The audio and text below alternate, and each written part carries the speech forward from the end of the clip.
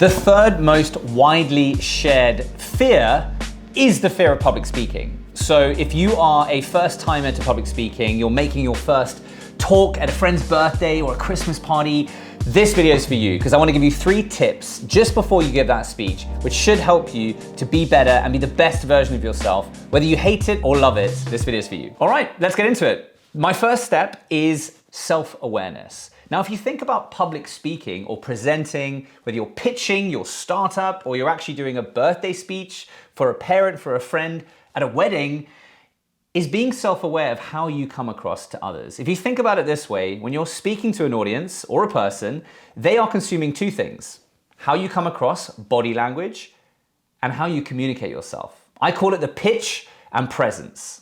The first part of that is the pitch, right? It's your tonality. We have this incredible toolbox which we don't utilize. We're never really taught to utilize unless you learn how to sing or you are a public speaker, using tonality, using different tones in your voice to emphasize points, using pauses. Cadence in the way that you speak, speeding up when you want to create excitement and emotion, slowing down when you want to make a point. Using emphasis at points where you really want to get a point across, and taking a breath when you want everyone else to take a breath. Where you place pauses and the rate at which you speak and communicate is how you tell a good story. If you think about me right now making this video in my kitchen for you, if I was sitting here and I was like, "Hi everyone, yeah, welcome to this video. I'm going to show you how to be an engaging speaker."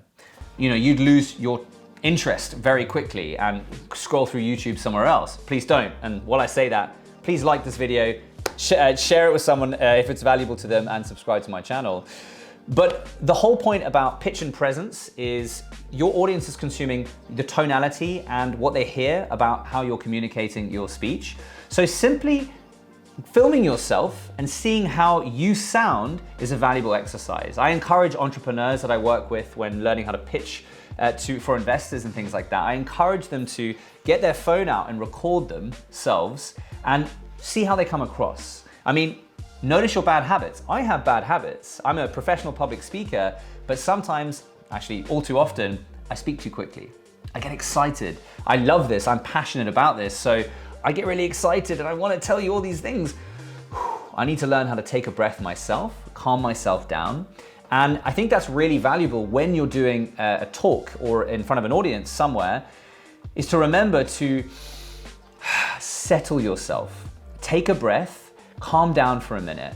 Because often, you know, you're say at a wedding and you know that your speech is coming and you're sitting there waiting, trying not to drink too much, sipping some water, a little bit of Dutch courage, a little bit of wine here and there. And then that moment comes and you're up. There's so much build up. Your nerves are shot by the time you get up there.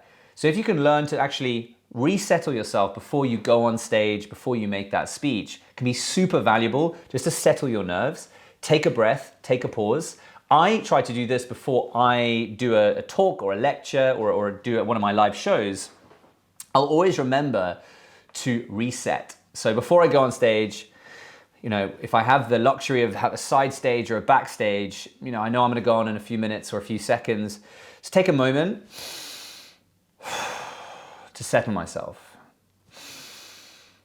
to take a couple of breaths, because also when you calm your nerves, your voice will lower.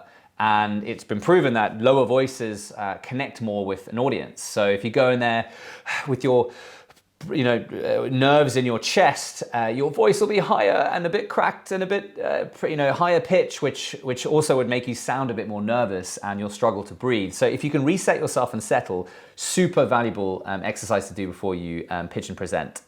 The other aspect of this is your cadence, which is how quickly the words come out, sort of whether you speak 100 words a minute or 50 words a minute or 300 words a minute. I think we all have a habit to want to speak faster to get the information out so that can also be over with as quick as possible. But then you risk losing the audience because unless their native language is the language you're speaking, it can be more difficult. I'm obviously native English and I deal a lot in non-native English speaking countries with audiences that are non-native English. So if I go out there with an accent, speaking too quickly, I'm gonna lose the audience quite quickly, and therefore my points are not gonna hit, which is actually what you don't want to happen. You want your points to hit if you're telling a good story that's well structured with the right kind of tonality and the easiest, lowest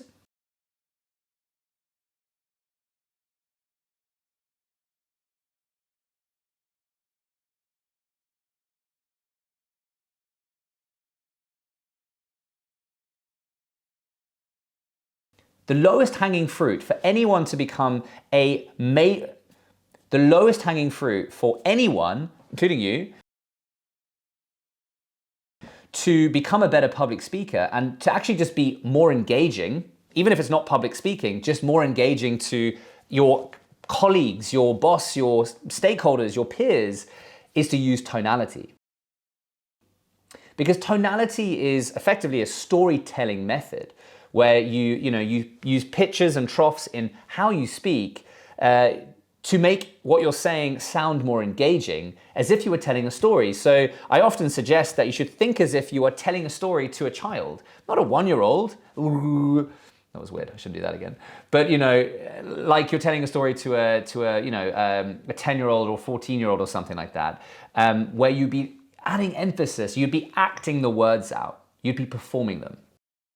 That really can help you. It's a low-hanging fruit. It might feel unnatural at the beginning. Get over it. Practice makes perfect. I guarantee you, when you're at your next dinner party with some friends, try and put it into practice. Sit there and go, you know what? I've got a story for you all.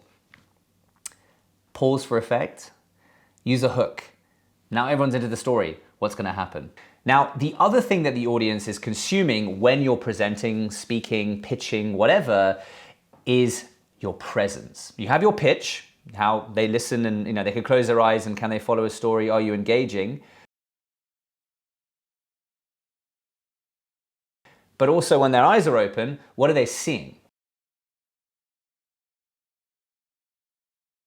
How are you engaging them with your presence? Now, we all know those people who just have that charisma when they walk into a room. You almost sense that they're there. They have this ability to make people feel at ease. Now, I mean, we can all dream to be like that, and we can all work towards being the best version of ourselves to get close to that, for sure. But there are a few easy wins that you can apply to have more presence. And I think one of the easiest ones is, connected to the first, is owning your voice.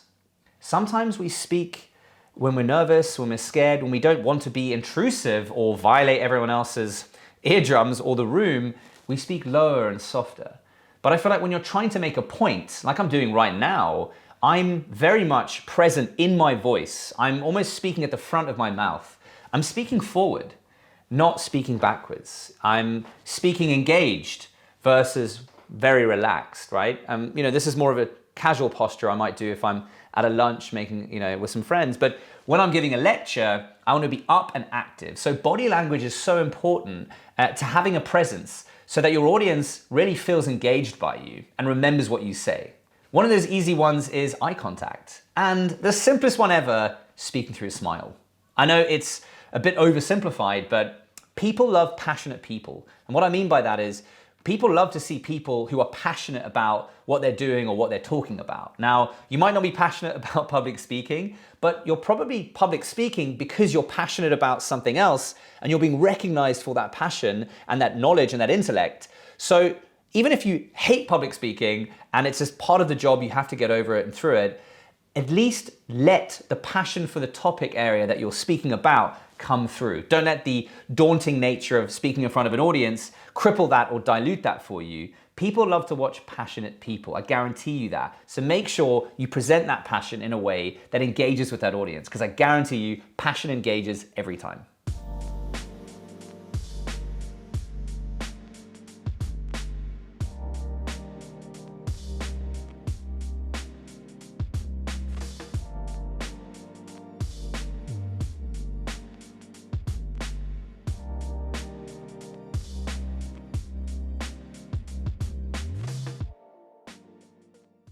Be open, be approachable.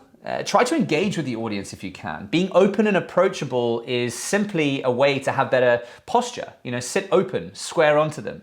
Have simple gestures. Don't move around too quickly or fidgety. Feel free to smile, use humor, engage, and don't take yourself too seriously unless the nature of the talk is of that.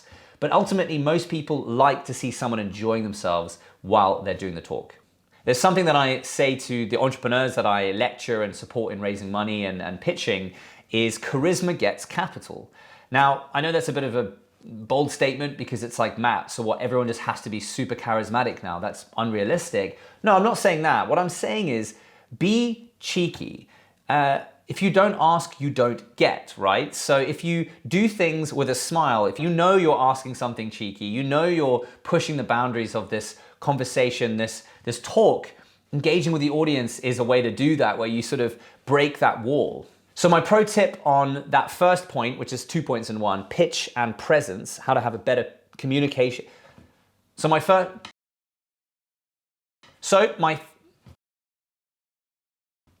pro tip on this first point with pitch and presence is to record yourself, right?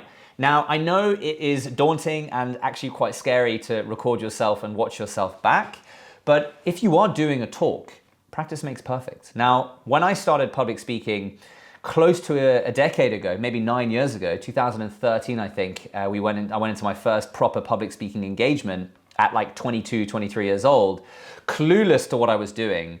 But if I compare that performance to how I am today, I mean, it is so worlds apart. Now, I know that there's this common misconception that if someone is extroverted, they must be a good public speaker. It's not the case. I think you can have a 20% natural ability, 80% learnt ability. So you can still learn that 80% if you're not part of the population that loves public speaking.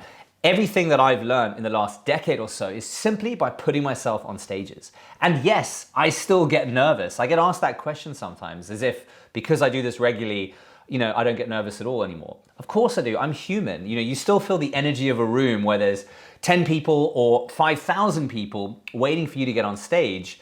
You still feel nerves. It's human to feel nerves. The difference is now, I just feel nervous when I'm on the backstage or the side stage. The second I get on stage, I feel like I'm at home. And that I've learnt to get there. And so can you. So record yourself. Get that phone out, record yourself, see your bad habits, and work with them. Don't let them work against you. You can control them, I guarantee you that. But the only way you'll ever know how to improve them is if you gain self-awareness of, do I speak too quickly? Should I use more tonality? Am I monotone? That's totally fine. You can be dual tone, multi-tone. You have to work with it. And like anything, storytelling, which is effectively what you're doing by public speaking, you're telling an audience a story, whether that's about a topic, a theme, a research area, an article, whatever it is, you are storytelling. You have an audience engaged in you, listening to you. Another pro tip would be to ask friends, family, peers, children, grandparents, whatever, do I have any bad habits? Positive habits too. Because you want to focus on your positive habits. I think mine is that I'm very open and approachable and engaging. I have a high energy and I think that comes across quite well. So I know that. That's my pro area. I need to harness that and improve that, make sure that can continue to be a staple in everything when I pitch, present, perform. But I also have bad habits, speak too quickly. Now those two also work against each other. The more excited and the more energy I give, the faster I get. So I need to be self-aware of how to control the two, not let the balance be an imbalance at any point. I want to grow one and limit the other. So the balance needs to go this way, right? So I'm self-aware of that. I've asked friends, do I slow my speech when I say certain things, Very rarely we really think about the way we speak and how we sort of present information. So this exercise, if anything, could be a bit of an eye-opener about how you come across, right?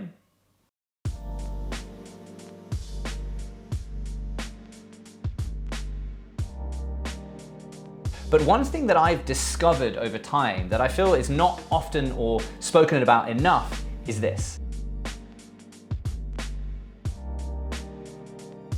Now, Matt, you ask, what happens if something does go wrong? I'll tell you. So I think there's two good methods to deal with a mess up on stage. I will give you a major tip. And I learned this after 6-7 years of public speaking.